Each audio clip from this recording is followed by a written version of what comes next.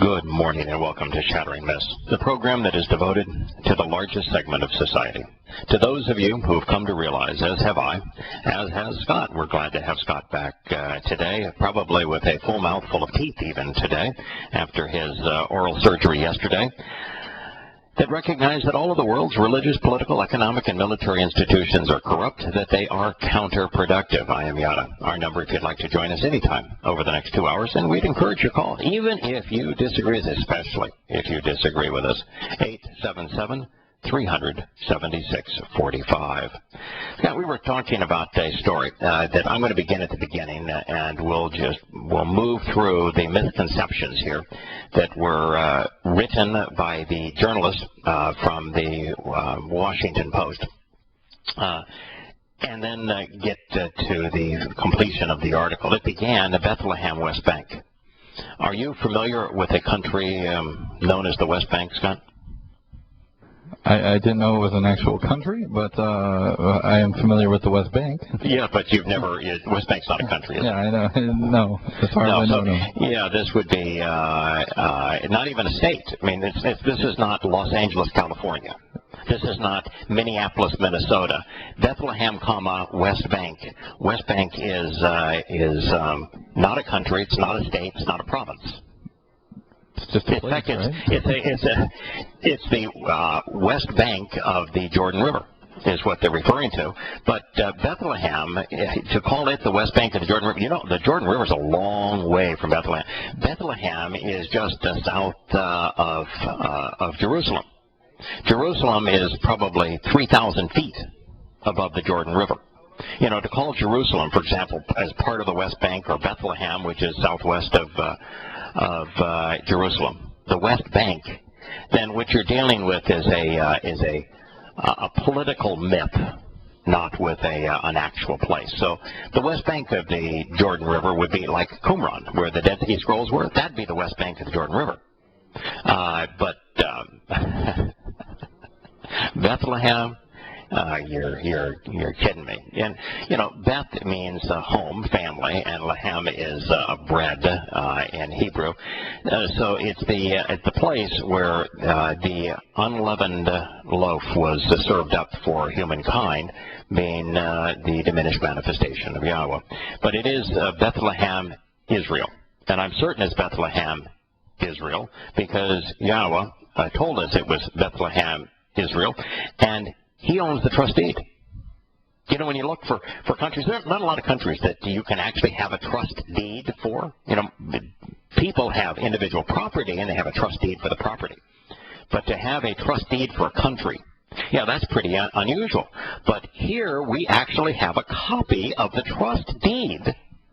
And what the trust deed is interesting, is that the owner of the property, which in this case isn't somebody that bought it, he actually created it. Which gives you even more say as to its use. He, in his trust deed on the property, specifically gave it to a group of people for their occupancy.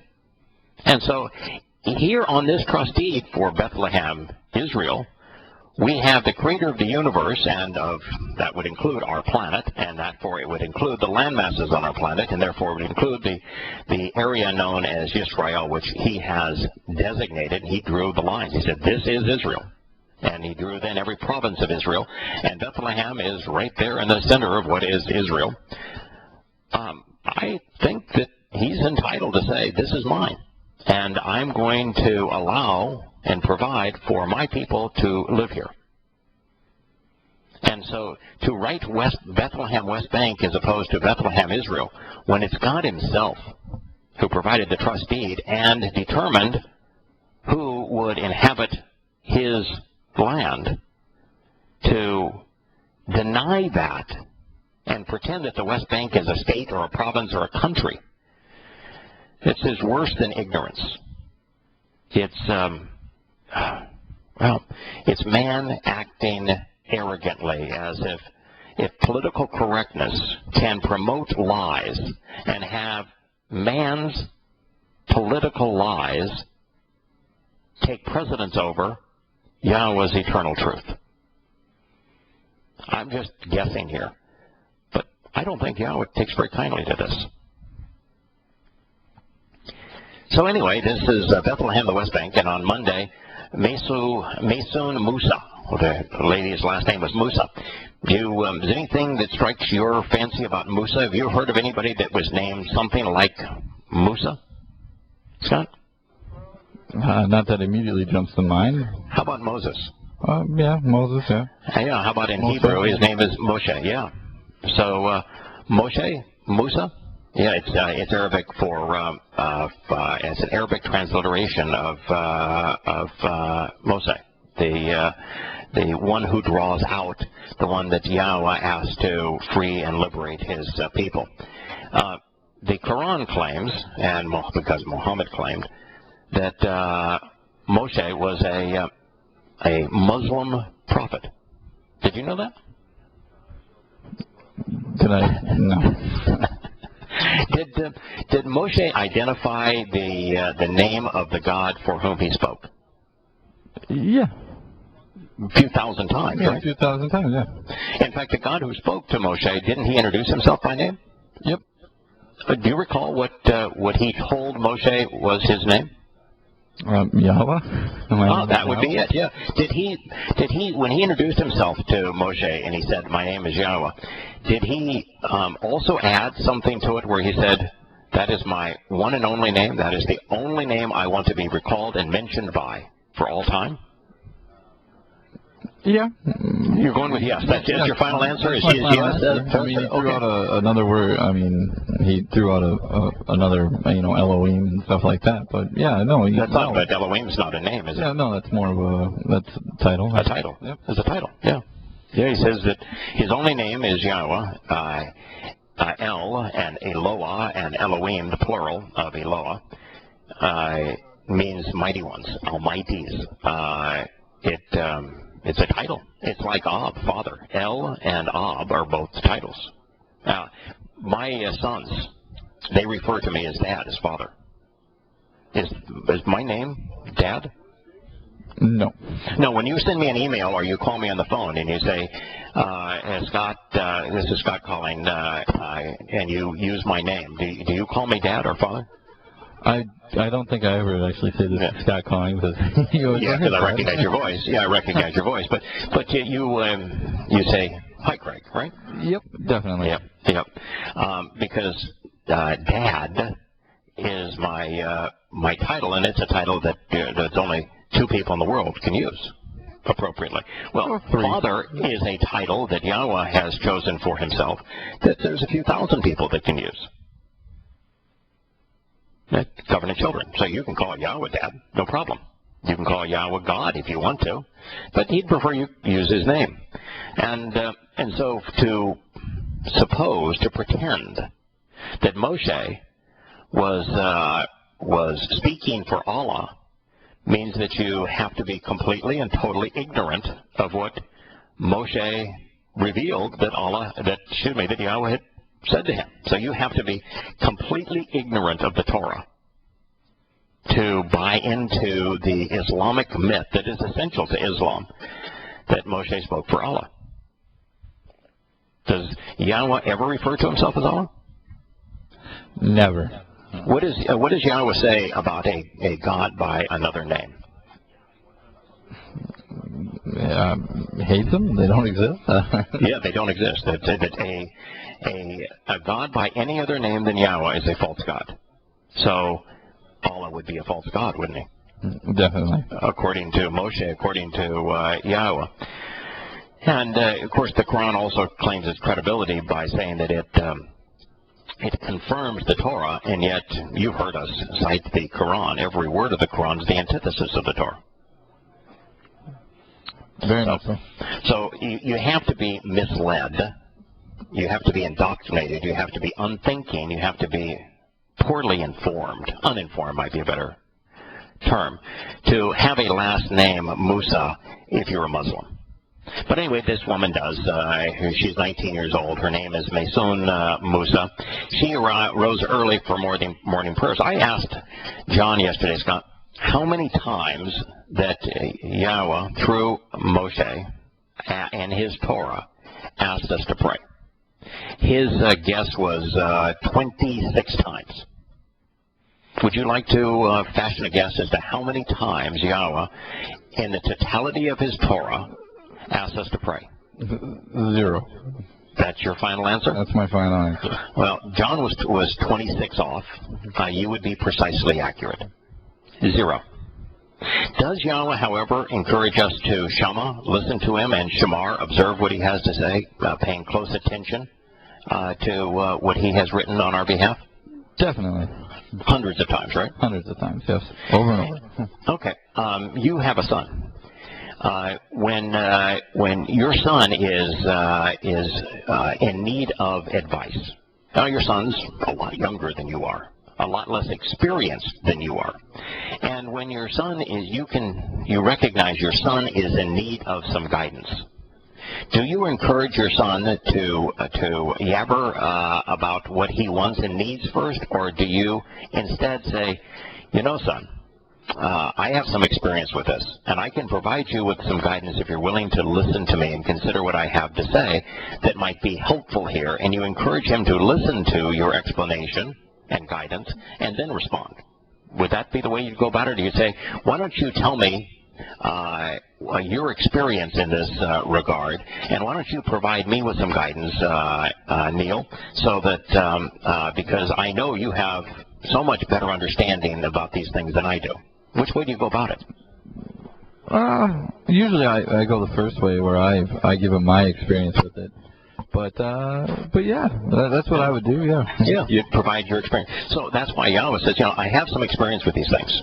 But the stuff that really matters with life, particularly eternal life, with the means to being perfected, with the means to being adopted into my family, with the means to being enriched and empowered, with the means to enjoy a quality relationship together, with the means to inherit all that I have to give. Well, to provide you with an owner's manual as to how best to live your life, do you think Yahowah has something to say that might be useful? Well, do you go into a painter's studio and tell him how to paint? No. No. You know, I think it's better to listen to what they have to say. They're the experts. Yahowah is the expert. He is here to serve up information and guidance to us that is really useful. It's a good idea that we listen to him first. Welcome back to Shattering Myths. So here we have a list of myths. Bethlehem, which is a accurate Hebrew word, home or house of bread. West Bank, which is wholly and completely inappropriate. It's Bethlehem, Israel, more correctly, Yisrael. And for a Muslim to have a last name of Musa only expresses the Muslim's complete ignorance. The next part was that she rose early for morning prayers. If you're praying and you're doing something that is routine, like a morning prayer, and that is something that is part of your religious routine, you are as far away from God as you could possibly be. Somebody who is praying to God does not know God. God never asks us to pray to him, ever. The word for prayer in Hebrew is used 5 times in the entirety of the Torah, and it's never in Yahweh's voice. It is never something that Yahowah says that he wants us to do. And yet hundreds upon hundreds of times he asks us to listen to him and to closely examine and carefully consider what he has communicated in writing to us regarding guidance for living. And then once we've come to know who he is and understand what he is offering through this Torah guidance, then we're in a position to respond to him. He wants to have a conversation with his children, just as all parents enjoy talking with their children, but not until we have come to know who he is, we've accepted who he is, we respect who he is, and that we've come to know, respect, and act upon the 5 terms and conditions that are associated with the covenant that enable us to be part of his family. So this girl, 19-year-old, is a university student, went then to the checkpoint. It's called Checkpoint 300 in Bethlehem. This says depressing turnstile. So the author is calling it a depressing turnstile through the high gray concrete wall that separates the Palestinian territory from the West Bank in the West Bank from Israel. So this person is calling a people Palestinian and saying that there is a Palestinian territory.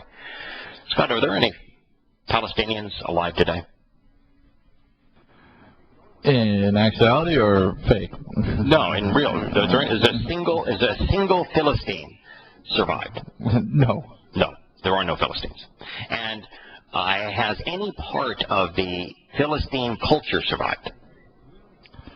No, not that I know of. No. Do we have anything as an archive or an artifact that the Philistines wrote? Did the Philistines have a language? No. No, not a thing. Not a thing that they wrote, not a thing that they achieved. The only thing that is known about the Philistines is told to us by Yahowah. And we learn not only from Yahowah, but from those who would conquer the territory that is known today as Gaza, that the Philistines were completely obliterated around 500 BCE. They were first obliterated by the Assyrians. The Assyrians obliterated much of the northern kingdom of Israel, but they took many of the Jews into slavery, and they stayed distinct as a people and returned. But the Philistines in Gaza, who were so belligerent and so warlike, the Assyrians made no attempt to bring into their culture as slaves. They just killed them. And subsequently, when we hear about Alexander the Great, some 200 years later, going through that area on the way to Egypt, there was an Egyptian outpost that he pummeled on his way into to Egypt. But he went right through this territory. There were no Philistines to conquer, no Philistines to plunder, no Philistines to engage with. His historians, of course, are prolific in terms of who they met and what they did with those that they met. And, of course, Tyre, which was a Phoenician community, they go to great lengths to show how ruthless and how engaged Alexander the Great was in destroying Tyre, which wouldn't submit to him, in Phoenicia. And then going further south, not a single mention of a people named the Philistines, but there were Egyptian military outposts that he encountered along the way. So we know from history that between 500 and 300 BCE that the Philistines were wiped off the face of the earth. There were none of them. So that brings us to today, where to call something a Palestinian territory and to refer to people as Palestinians based upon the fact that the Philistines were completely eradicated. There is nothing that is known about them apart from the Torah, and there's no archaeological history that they even existed. It's a myth. There is no such thing as a Palestinian. There has never been a Palestinian. There has been a Philistine, but there haven't been any Philistines for over 2,500 years. And history is absolutely clear that they were obliterated, and therefore there can be no person who identifies with the Philistines and that they no longer exist. And therefore there is no territory known as Palestinian territory. And to provide the myth, the misnomer, that there is such thing as a Palestinian territory, and it exists in a place called the West Bank, and that is isolated and separated from Israel, which is what this says, is three successive lies. So this concrete wall that separates the Palestinian territory, lie one. In the West Bank, lie two. From Israel, lie three. Now, what's interesting is the author wants, because it's politically correct, to make the terrorists appear oppressed and to justify their egregious behavior and to make Israelis look mean and as occupiers. So they are presenting the wall as a depressing turnstile through a high gray concrete wall that separates, because that's politically correct to create that kind of illusion. But the fact of the matter is, if you want to see depressing, drive through the Muslim areas of Bethlehem.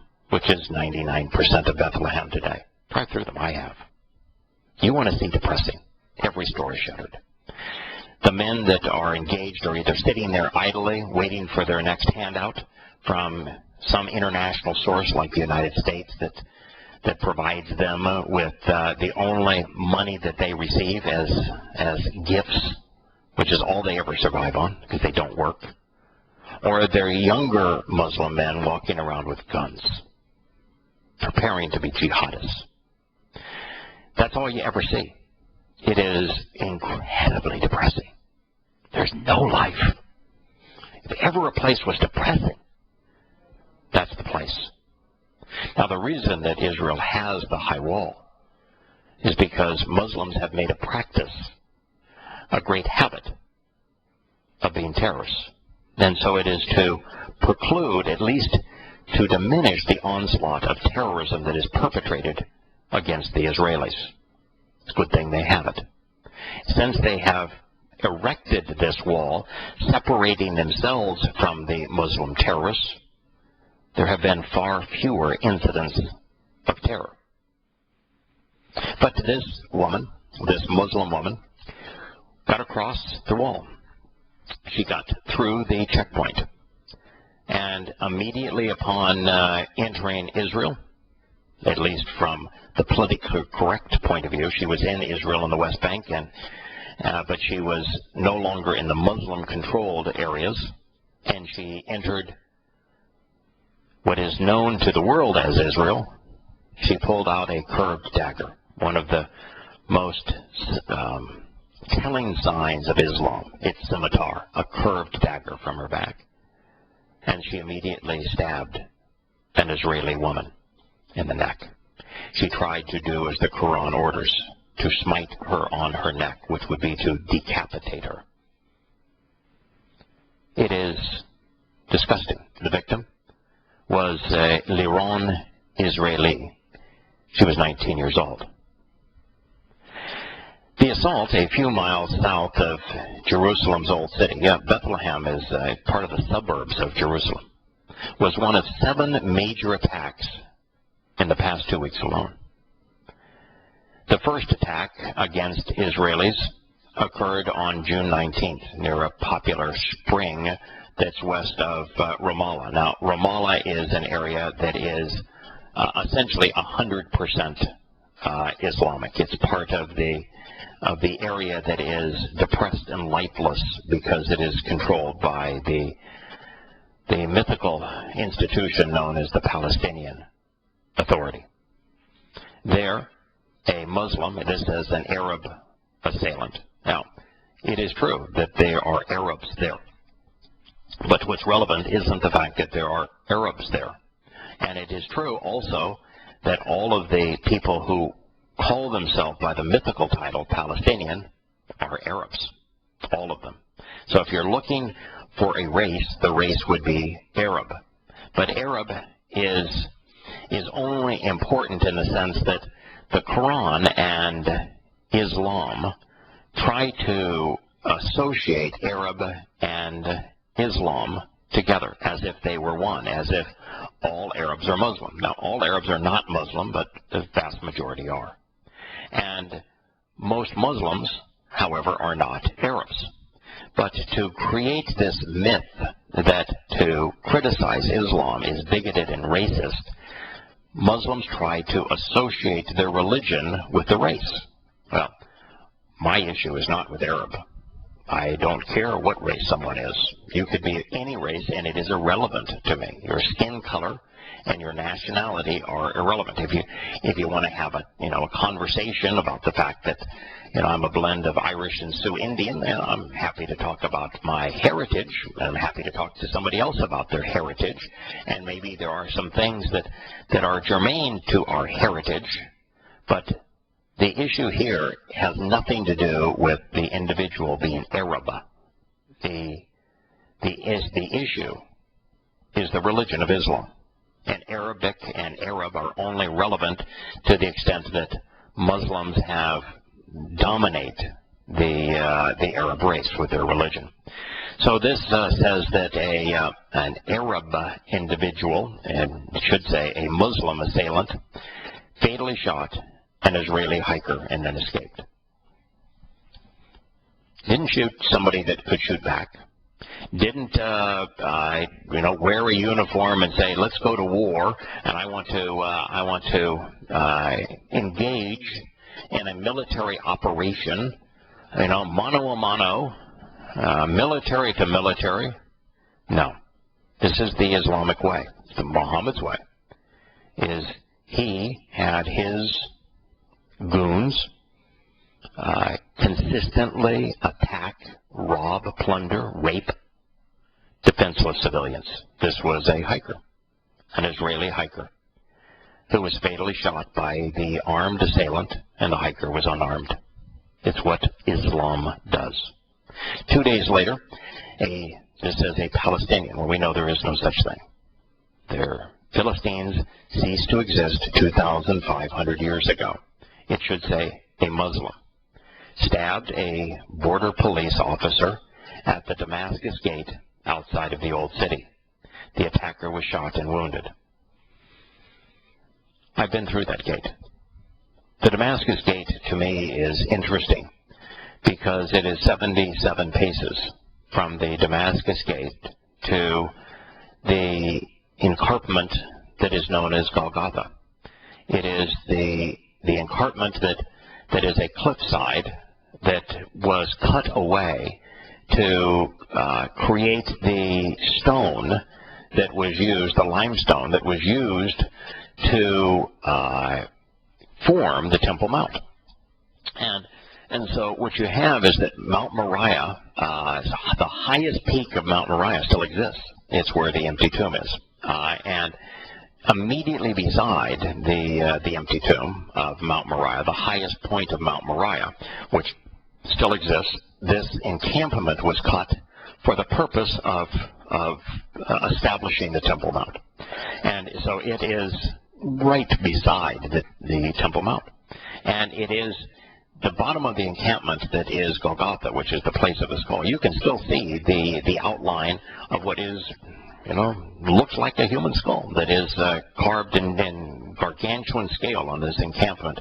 And it's the back, it's right now, the bottom of it is asphalted. It's the back of the Jerusalem bus station. And so I walked through that gate, and I walked to this place. And so where this Israeli was stabbed by the Muslim attackers, a place that I know quite well. It is an extraordinarily interesting place to stand because of what occurred there. In fact, it is against that encarpment of Golgotha that Yahowah became the Passover lamb. And directly below the bus station is where the Ark of the Covenant can be found in what's called Jeremiah's grotto. It's where Ron Wyatt found it and encountered the Malak. Well, a few days passed, and then at a checkpoint in the Jordan Valley, this is a Palestinian. Well, we're going to just continue with the lies, I guess. Political correctness is a strange beast. It is correct to be incorrect. And, the lie is promoted and the truth is denied. That's the nature of political correctness. Anyway, this is a Palestinian, a Muslim, opened fire with a handgun at Israelis. He was shot dead. In this particular case, the people that he shot were armed. They were Israeli soldiers. And it didn't prevail. In fact, almost universally, when Muslims encounter an actual armed force, when they encounter those who are prepared to defend themselves, they fail. Israelis are especially anxious about whether the attacks are the work of organized cells directed by armed factions, such as the Islamist group Hamas, which controls the Gaza Strip and is present in the West Bank, or if the violence is being driven by lone wolf perpetrators who strike out for personal or political reasons, or both. Think of the ignorance there. Do you think, Scott, there's one chance in a billion that any of these 4 murderers and attempted murderers were lone wolves, or were they part of the second largest religion on the earth today? Well, Scott is. What do you think? Could you be called a lone wolf if you're part of a group of people that's 1.5 billion strong? You cannot be. No. Now, what do you think was the likelihood of these 4 people, one murdering an Israeli hiker, one murdering a woman that was just standing by a turnstile, one, in fact, there's others I forgot to mention the story, I must have skipped over it, where the Muslim shot a rifle into a car carrying 3 Israeli youths that had just come back from playing basketball. So the attacker didn't know any of the victims. Do you think that these are random? Do you think there's a political tie? Or maybe is the tie religious? So here's the moron that is the author of this article that is just filled with misconceptions, myths, and lies, saying that they did not know if the violence was being driven by lone wolf perpetrators. I mean, here's 4 assaults. All 4 assaults were perpetrated by Muslims. All 4 assaults were targeted against Israelis. And all 4 assaults, the victim and assailant did not know each other. And so to say that someone is a lone wolf when they're acting on behalf of Muhammad and Islam and Allah makes that a myth of gargantuan perspectives, and yet it is discussed and postured as a viable alternative, here the first alternative, by the purveyors of political correctness. And yet it's an absolute anathema. I mean, there's zero possibility that someone who is driven by the second most popular religion in the world could be a lone wolf. The next is, or were they striking out for personal or political reasons? And the answer is neither. It's obvious. They were all Muslims. The Quran orders Muslims to lay in wait and to smite, to kill, to harass, to terrorize, and they're doing exactly what the Quran orders. And in every case, you can be certain that the Muslims shouted, Allahu Akbar, confessing to the crime. So it is a great sadness that we continue to be misled by the media. Turning to Syria, the Syrian military, we're told, carried out a series of airstrikes after what they say rebel forces launched a major assault to take control of the northern city of Aleppo. Aleppo and that area of Homs in northwestern Syria is the remaining stronghold of al-Nusra. There are some indications that al-Nusra and the Islamic State are cooperating now on this territory, but it's a territory where the al-Nusra has been in control. Al-Nusra was the original Islamic fundamentalist jihadi group that America armed. It was the dominant Islamic force representing Sunni Islam in the Great Jihad against Assad. When Senator John McClown spoke of arming the Syrian freedom fighters, the people he was arming and wanting to train were al-Nusra. They're fundamentalist Muslims. Al-Nusra has even announced their affinity for al-Qaeda. And so they remain active in the northwestern region, which has been destroyed. If you look at pictures of Aleppo or Homs, it is nothing but a twisted heap of ruins. It's as close to a death zone as you could have on the planet. So the Syrian military, whom America is bombing on behalf of because their most vital opponents of the Assad regime, America has been attacking in the Islamic State. So we're actually, rather than doing what Obama really wanted to do, which was to bomb Assad into oblivion, he is now bombing Assad's opponents into oblivion, or at least attempting to do so. It's just amazing that we can be played so easily as a country, that we would use our military to try to